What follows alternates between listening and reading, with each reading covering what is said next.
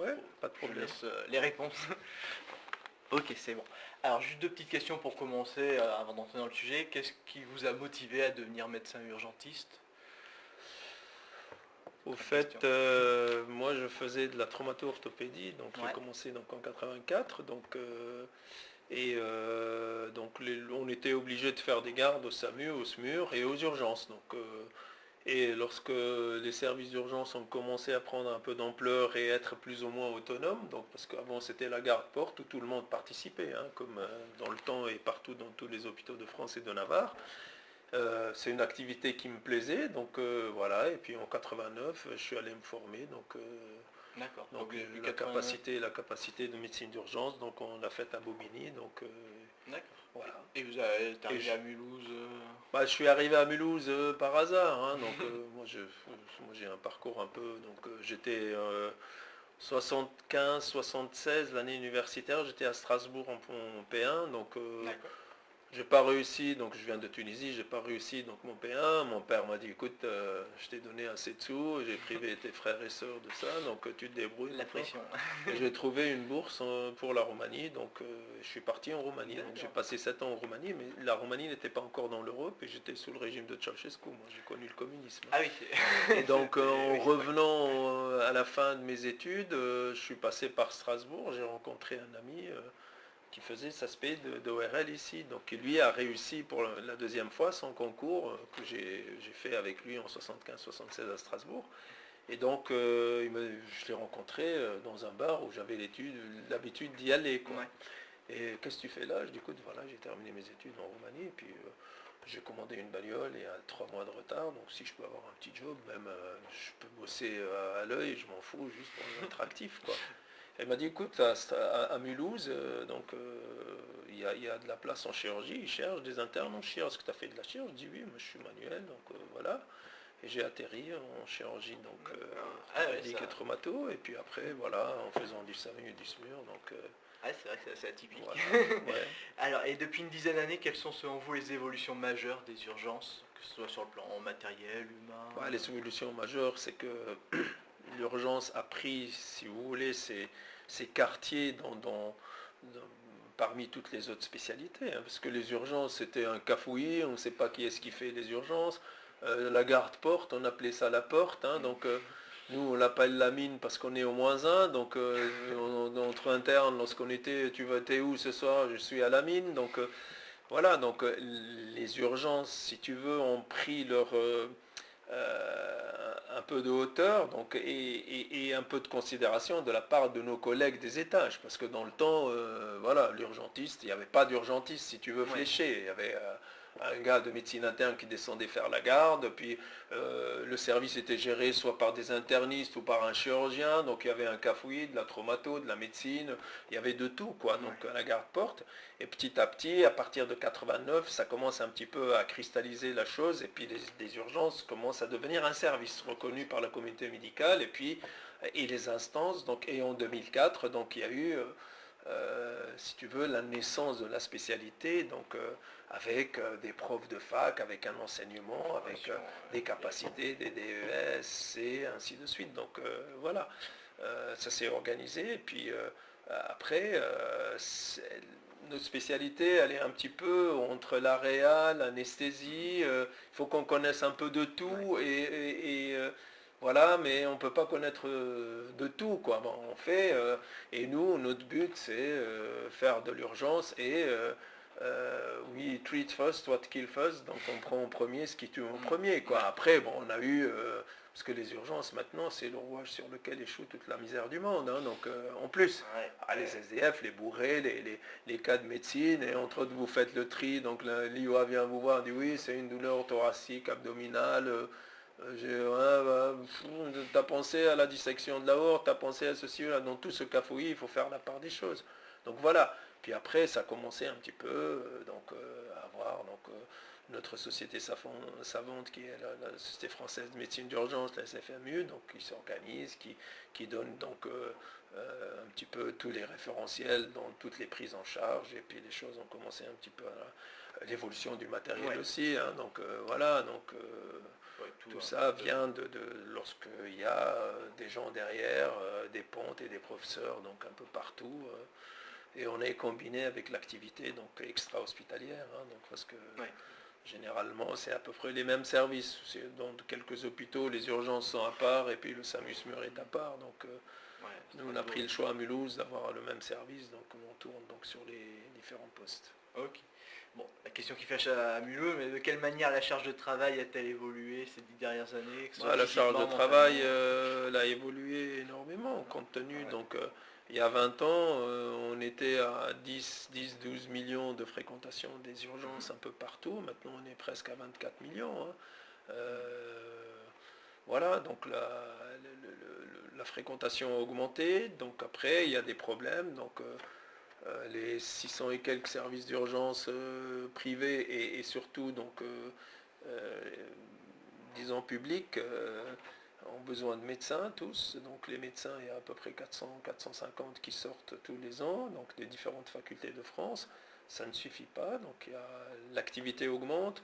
Après, les lits d'aval posent problème, l'amont pose problème, parce que les gens viennent pour, n'importe quoi aux urgences. Je dis n'importe quoi entre guillemets, hein. L'urgence ressentie, elle est importante pour tout. Chacun vient avec son petit bobo au niveau du doigt, mais il ne voit pas le reste, il ne voit Ouais, pas ouais. le déchocage de l'accidenté grave, il ne voit pas donc la pathologie grave. Donc voilà, il est là, il faut le prendre en charge effectivement, mais bon après, voilà. Et donc il y a l'amont, l'aval, il y a le déficit de la médecine libérale, la seule porte qui est ouverte où il y a la lumière, H24, c'est les urgences. Donc la charge de travail a augmenté parce qu'il y a plusieurs paramètres qui rentrent en jeu, quoi. Ouais. Et considérez-vous que la prise en charge du patient a changé au cours de ces 10 dernières années, justement, avec ces conditions de travail Bah peut-être? oui, ça change. Bah, c'est vrai, lorsque vous avez donc, disons, une prise en charge donc, qui est, disons, plus cadencée, où on a le temps de voir les patients, on a le temps de discuter avec. Les urgences vitales on fait, ça c'est pas le problème, donc on sait faire. Donc voilà. Après, dans tout le lot, il faut quand même donc faire attention pour ne pas passer à côté de quelque chose. Mm. Voilà, ce qui fait que ben il y a des bugs malheureusement, il y en aura toujours, hein. Donc Mm. voilà, il y a toute la chaîne, mais bon, il faut avoir donc, disons, un exercice où on voit vraiment les vraies urgences, c'est à côté une structure, parce que maintenant tout le monde dit oui, les maisons médicales accolées aux urgences, donc c'est maintenant qu'on se réveille, mais nous on a eu l'idée il y a 15 ans, Mm. on pouvait le faire il y a 15 ans, l'ancien directeur qui était là, il a dit, je veux rien savoir, moi je veux pas avoir de privé dans ma boîte. Donc voilà. Ouais. Mais bon, on essaye de faire, mais l'urgence vitale, elle est faite. Et elle est faite, je pense, partout en France, donc avec un sérieux. Après, la bobologie, donc voilà, il faut la faire aussi, hein, donc, Ouais. Et au fil des années, pensez-vous que le rôle du médecin urgentiste au sein de l'hôpital a évolué ou pas? bah, bien sûr, bah, Mm. comme je disais, c'est-à-dire la médecine d'urgence a pris sa place dans la Ouais, communauté. Parce que nous, entre parenthèses, on fait une médecine de merde, on doit connaître un peu de tout. On n'est pas cardiologue, mais le cardio, lorsqu'on l'appelle parce que ça coince, mais bon voilà, on empiète sur mm. sa plate-bande. Le chirurgien, c'est la même chose. Le réanimateur, c'est la même chose. Après, nous, on fait ce qu'il y a à faire, donc les premières minutes, les premières heures, puis après, on laisse au chir, on laisse au réanimateur, on a pris notre place dans l'hôpital, si tu veux, donc c'est bien. Et puis, on a de la considération maintenant. La crise qu'on traverse actuellement a démontré que les étages ont besoin de nous. Ah oui, Tu te rends compte, c'est si la vrai. porte était ouverte et puis lui il vient, tu as une infirmière, ah toi t'es pneumo, hop tu montes au pneumo, toi t'es truc, tu montes Ouais. en hémato, toi t'es, ah oui t'es chir, toi t'as mal ici, fossiliaque droite, bah peut-être c'est une appendicite, tu montes en chir. Donc ils seront emmerdés quoi. Ah oui, je pense qu'ils On sont est un besoin. mal nécessaire. Et comment a évolué le rapport avec les patients au fil des années? Bah, le rapport avec les patients ont besoin de nos services. Après, ben, comme je disais avant, donc Les urgences, c'est le rouage sur lequel échoue aussi toute la misère du monde. On gère du social. Moi, j'ai pas connu d'assistante sociale tout au début, lorsque Ouais. j'ai commencé ma carrière. Maintenant, on en a une Ouais, qui est attelée au forcément, service, maintenant, hein, ouais, c'est pour obligatoire. régler tous les problèmes, les migrants, les SDF, les les alcoolodépendants. Il y a tout ça qui tourne autour des urgences. Après, la population, elle est reconnaissante, hein, donc, parce qu'on rend un service, hein. Lorsque tout est fermé, ben, la seule porte, là où il y a la lumière, donc c'est nous, quoi. Sur les urgences, ouais. Et les relations avec l'ensemble du personnel, les urgences, ouais, infirmiers, soignants ou les autres collègues urgentistes. Chez nous, donc Ouais, dans le service. oui, voilà, au fil des dernières années, ça évolue dans. Oui, donc après, on est des humains, hein, donc on n'a pas la même humeur à 8 heures du matin comme à 3 heures du matin où les yeux ne sont plus en face des trous. C'est sûr. Mais bon, on est soudés parce qu'on fait un travail qui est dur. Malheureusement, à Mulhouse, on n'est pas vraiment, il n'y a pas de cohésion dans l'équipe, hein, c'est des erreurs des anciens chefs de service qui se sont succédés. Mais bon, voilà, mais dans les boulots difficiles, on est confronté à la mort, à la vie, on est confronté à des situations difficiles. Je pense qu'il faut avoir donc de la cohésion, il faut être soudé, nous, lorsqu'il y a une intervention hard, par exemple, où vous voyez un jeune de 20 ans qui se vient d'incarcéré, qui est déchiqueté de partout et qui meurt, donc c'est dur de l'avaler et de l'accepter. Donc après, on verbalise, on rentre en salle de détente, on dit putain, ça, donc on vide un petit peu notre cœur. Donc c'est le diffusing qu'on fait à chaud, puis après, voilà. Puis bon, moi personnellement, je quitte l'hôpital, le rideau se ferme, hein, donc j'ai une vie à côté Ouais. qui n'est pas très active parce que la plupart du temps je suis à l'hosto, donc voilà. Avec les effectifs. Ouais. Et avec les autres services de l'hôpital, les relations. Bah, les relations, ça dépend. Bon, après, il y a des personnalités fortes, des personnalités qui sont sympas et simples, d'autres qui pètent plus haut que leur cul, mais tu m'excuses le terme. Donc voilà. Mais il y a des chefs de service qui nous piffent pas parce que voilà, donc ouais, de temps en temps, ils font chier ces patients. Je dis bah nous, ils nous font pas chier, bah ils viennent, hein, voilà, bah toi ils te font chier, mais désolé, bah nous on est obligé de faire. Mais globalement, ça va en Oui, s'améliorant ou en se oui. dégradant, Bah, les relations. non, il y a beaucoup de gens qui disent, là, ils passent, donc de temps en temps, ils passent par notre service, ils disent, oh là là, les gars, je ne sais pas comment vous faites là. Ils se rendent compte qu'il y a de la pénibilité, qu'il y a beaucoup de choses, qu'il y a donc, dans tout ce cafouillis, il faut être attentif, comme je disais avant, de ne pas passer à côté d'une pathologie grave, donc qui menace la vie, quoi. Ok, ouais, ils comprennent. Et comment décririez-vous votre relation avec les médecins généralistes de votre secteur? C'est S'il y en dommage a. parce que lorsque tu as la tête dans le guidon, nier des relations avec les généralistes, c'est pas évident. Si on était à effectif complet, on aurait dédié donc un médecin trieur qui s'occupe des coups de fil avec nos collègues. Donc on essaye toujours de donner donc un petit compte rendu de ce qu'on a fait, hein, pour le médecin traitant, pour qu'il soit au courant que monsieur X ou Y, son patient donc est passé aux urgences pour tel ou tel truc. Donc voilà. Pas courrier, pas trop par Oui, téléphone. bon, téléphone, on n'a pas le temps, là, Ouais. c'est sur Surtout cette généralement période. un double clic sur la lettre donc de liaison, et puis c'est bon, hein, Ouais. donc, Et selon vous, quel regard ils portent les médecins généralistes sur le service des urgences? bah, C'est une bonne question. c'est pas vraiment un beau et un joli regard, parce que c'est vrai, il y a des dysfonctionnements, mais qui sont dus à toute la chaîne, hein, donc ils sont pas informés, ils sont pas. Donc on essaye un petit peu toujours d'avoir donc de relations ville-hôpital parce que c'est important. Nous on est leurs correspondants et eux donc aussi peuvent nous renseigner, peuvent nous enrichir par les antécédents, les trucs. De temps en temps, ben, on a personne, on donne un coup de fil au traitant. Là le traitant dit oui c'est monsieur tel ou tel, donc il a ça. Puis bon je viens de changer le traitement, je viens de truc. Mais pourquoi il est venu chez vous? Donc voilà. Et quelle est votre opinion sur la gestion des médecins généralistes vis-à-vis des patients qu'ils envoient aux urgences? Bon, je trouve qu'ils ont besoin du plateau technique qui est important aussi. Donc, Ouais, c'est grosso modo voilà, adapté. oui, bon, ils n'envoient pas pour n'importe quoi, sauf insistance des patients. Bon, il y a des patients qui viennent pour des choses qu'ils insistent. Oui, je veux aller à l'hôpital, je veux une échographie, parce que maintenant on est dans la demande toujours. Je veux une IRM, je veux un scanner. Donc voilà. Ouais, Et ça, il faut gérer tout cet aspect-là. Donc, Et comment évolue la gestion de la permanence des soins en coordination avec les médecins généralistes? bah, les médecins généralistes depuis 2003 ils font plus de garde, donc c'est dommage parce que nous Plus on du se tout. retrouve. Bah, fini. Même jusqu'à minuit. Ah, oui, mais bon, après, Non, mais je demande. Hein, ils estiment que nuit profonde, c'est pas, ils sont pas, il y aura 3, 4, 6, 10 gars, chacun fait ses statistiques à gauche, à droite.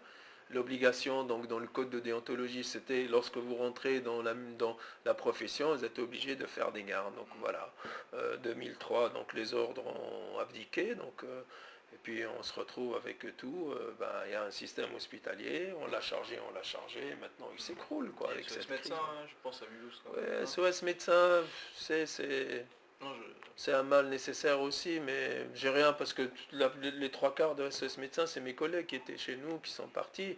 Mais après, bon, moi je peux faire SOS médecin, monsieur cher confrère, je vous adresse pour angine, monsieur tel truc, truc muche, ou parce qu'il a une truc. Bon, après, moi c'est mon avis personnel, SOS médecin ne nous aide pas beaucoup, ils sont toujours saturés, et puis bon, ils sont facilités, hop, on voit aux urgences, ouais. je sais pas.